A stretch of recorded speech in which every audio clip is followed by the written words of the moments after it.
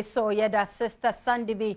boy a guy on any man yada almost in ya me Adom Afisem day beka ye hwen na ye nhia wo West Hills Mall na enkudai grand finale no yemfa nhyehyɛ so na de oyem kunim difo kunim die se no fata no yemfa ma no ye hia your vote no omo nyina ya de enkra omo ya sukufu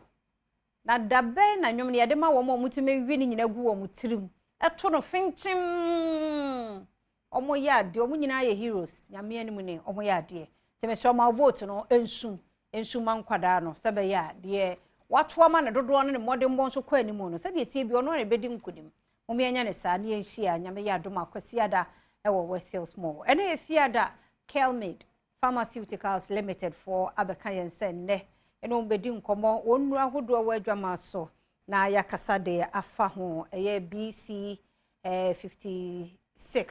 ewo ho ayo lapson so ho na ono no de ayi no pulse na de no koko no eni BC 56 obo ho ama ho atu oba pa mu akwaba na bia boko de ba bia ye ku adwuma mboko ye ku enyame ase adaroma yentiewe yo meda my tie4 ne mahwefo ase anope me fi Kelmed Pharmaceuticals Limited ye krandro me ka de bia se ne ameka no e kandro a enu papa a ye de fi India manmu abagana manmu hanom enu ne na esisi we ye wo Iola's Grapporter eno ye for nkwala edru na Molly's massage oil nkwala oil a ye de massage omo ye de wasa omo opem ho atew na wa sorry afa ye wo pile leaf tablet ena ne ointment ni say na etie ena tablet ni ye mene ena ye wo BC 56 cream eno ye ekredru sebe enye wadru eye ekredru ye ka ekuro so dia no we say yes ekuro ye wo kuro ahoro bebre nti na ye begina pile leaf ne tablet ne ointment ena ekredru no a eye BC 56 cream no say ena etie ema obi mfa bibia ena daw say nete ahabanmo no eda so ena pile leaf ointment no enu so eni ena ne tablet ni yo pile leaf ye ka pile leaf a eye edura ye de sa koko ensa yare bia eka koko ho tablet no ye mene o mene agora o de nsu aka ho ena miatie no so epie wo woto a na ye wo droben bi wo mu wetia fa so esa wonfa wonsa ne beti debi wonsa no ebia bibi wo so a wonfa weni enhu aha na esa de yare foforo abrel tie no ane setew na wo de aye pass ye yare bia enhu eye wantena so na duro nso ane pile leaf koko ye wa entena so obi wo ho a ofere se wo fere a me de numbers bi betu dwa frɛ tokuro bi a wo hyemu bia ye de bebrɛ pass ye yare enhu uko hospital a afeni ye koye wo examination because doctor no on fa nani enhu ne ehye sebe woto no koko no eye wa inflame wo veins na ewo rectum no woto bebi a wogya wo nan fa no eye ntini a ebehuhu na pai afa woto sebe efa so pai na epie sa no a ani moja ene nam ukoko bu be pie enane nansa obi ba me nchen o se koko aye no enu nti okọ interview no afeli wonye comfortable sa wote ho a wani kire baabi wo dandan wo ho ade no ehye ho wote so moja etu ni ampanifo ni ka nyina wani da baabi wonti hu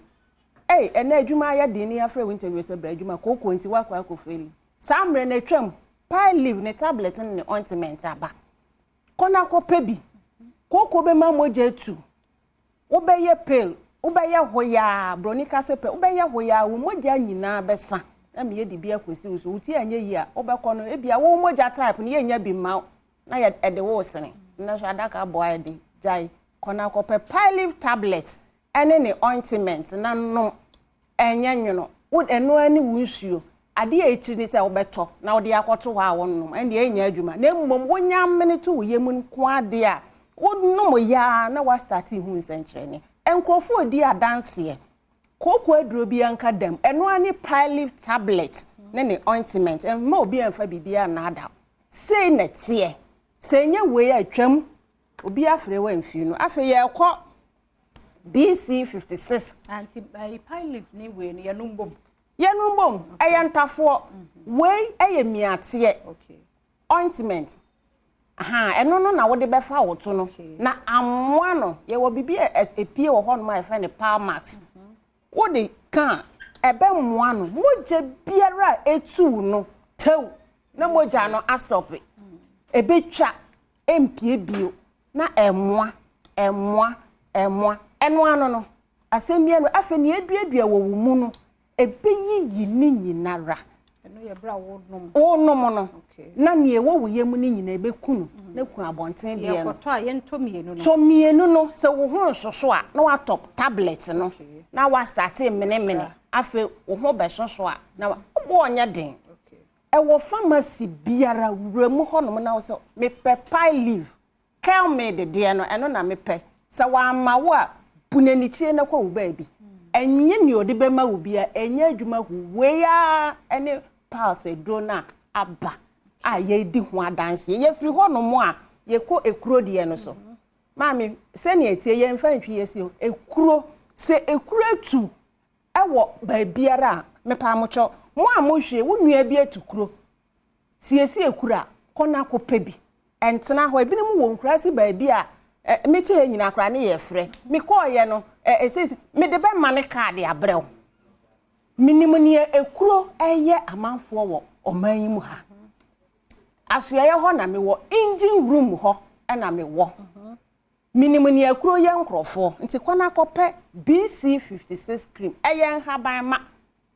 side effect bi anim very natural what they can nsunsanso bi anim nsunsanso ebeba ne say wato akoto dan mu a wonyu so ene enya adwuma na paase wo kuro aye da wo nipadua na akwa ba biara na wo de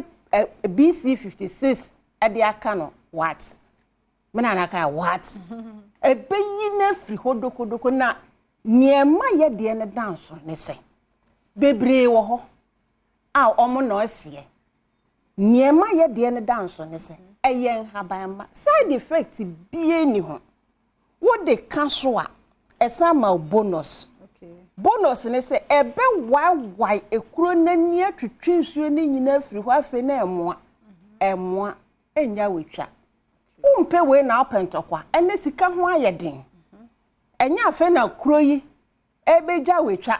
na wakoye plastic surgery we plastic surgery bi eni onu ankasa aye ne surgery wo de kanso no onu aye ne surgery obeye ni defe na ohono ma ye smooth trotro etwa bi eni ho nti kona akopa BC56 cream ekureduro na menua no ma omanya diabetes enye duabo eye yare nti se eba na se ekuro ni nya beda wo na ho anasa nipadua na kwa ba bia entwan me ye nkotwa wo ukonya sika na ne awudi to adua na kwa de na wo san akwa me ye kotwa ukona se yesi ye betwa enye free o ye gi wo sika na sika no wonni bi na mo ketsoa no kakra bi a wo no fa koto BC56 na fa tukuro no so na enwuma asama ameka no kona koto ne ehia no sa wo beto na wo de atoso ebetwitwi nsuo no properties bebre wo mu a sa wo de BC56 to kuro so ebi ninkaye ne mu ni America ne mu ntie mi ahwefo ne atiefo me na me wo engine room ho minimum ni America enti na mapie mi de ato me ho so se emeka ho asem na mo ankoye mistake tobi na fa to so inflammatory properties wo mu wo de to so ekuro no enho no wo sa de to so a bacteria bia wa ye no hu so jani bacteria biara enkope ne ho asem fa wo be yi na firi wo o ma hokora afa ekuro se da wo nan na sa ye infected pro na ekom we ekotwetwe sansuo no nyina firi ho se wan fa BC56 anto so a ebedidua koka wodompe no eho na amputation e beba no entwa masamre no no Kelmed aye moa ewo Ghana ha wakofa aba kona kotobi na wo ho nto baby corner numbers no se ya tre ya hwemu ya do north enti se wo ko tamale Pinky Pharmacy Joy Pharmacy Good Man Pharmacy tamale ana wo ko Upper Easter, Borga, Endwell Pharmacy, Eye of God Pharmacy, ɛhɔ nyina obenye bi. Ana Upper West, wa Broni Pharmacy, ana Alhaj 1000 Pharmacy. Na oba enkran ha nso a yewo tudu ebe ye nuanum nkramofo asore dan no Adabraka opposite Malcolm Na Plaza Okanshi Elohim Adepa House Ashaman opposite Menya Krobo Madina opposite Malcolm Koforidua yewo Gapsin Pharmacy Bano Pharmacy Sunyane Green Light Pharmacy Mose Pharmacy 6 Stars Pharmacy Ena Cape Coast Buse Pharmacy Sankotex Pharmacy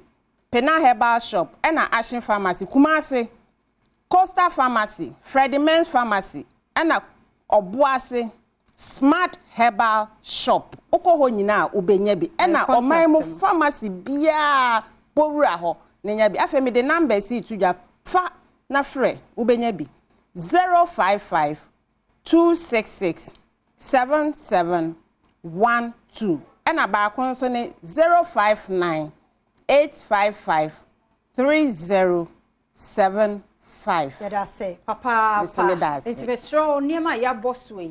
konokopo di okro na etu di a unya BC 56 a ona okro no pine leaf ene ointment no unya bi akoko onom na odi bisra na ese no ano no na Franco Trading Enterprise phones papa fie ene ho ope phone ne ho akade bia yenko Franco Trading Enterprise phones papa fie na yenko pedie wo ho fridges ne laptops ni nyina no wormu wo big chef freezers refrigerators washing machines and CCTV cameras ni nyina bi wo ho tabletop fridges and Franco air conditions no e bia wo ho na phones bia se Nokia Samsung iPhones ni nyina obenya bi e wo ho Fre Franco 0246 422338 0246 422338 0555 939311 0555 939311 Franco number namde atudwa no nkofo obabia ne frɛ wo na onso nsanka wo de